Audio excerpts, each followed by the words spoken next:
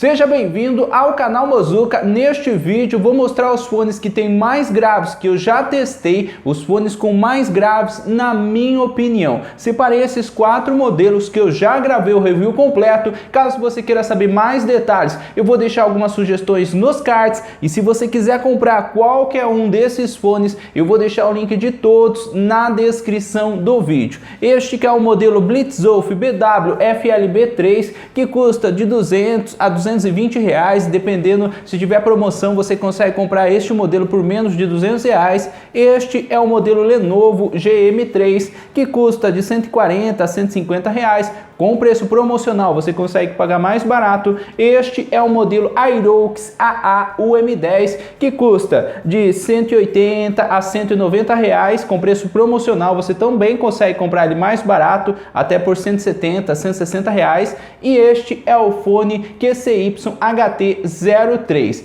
Este modelo que custa de 200 a 220 reais, mas também você consegue comprar ele com preço promocional por menos de 200 reais. Eu vou deixar o link de todos na descrição do vídeo, caso você queira comprar qualquer um desses modelos. E agora eu vou tentar mostrar para vocês um pouco o teste de som de todos esses fones. Vou tentar mostrar um pouco para vocês. Na minha opinião, todos esses modelos têm graves muito bons. Eu achei os graves de todos esses fones bem legais. Esses dois modelos, tanto o fone da QCY quanto o fone Aerox, tem cancelamento de ruído ativo. Já esses outros dois modelos não tem cancelamento de ruído ativo. Essa é uma pequena diferença desses fones, mas vamos lá. O que eu quero mostrar para vocês, tentar mostrar para vocês, é a qualidade de som e os graves destes modelos.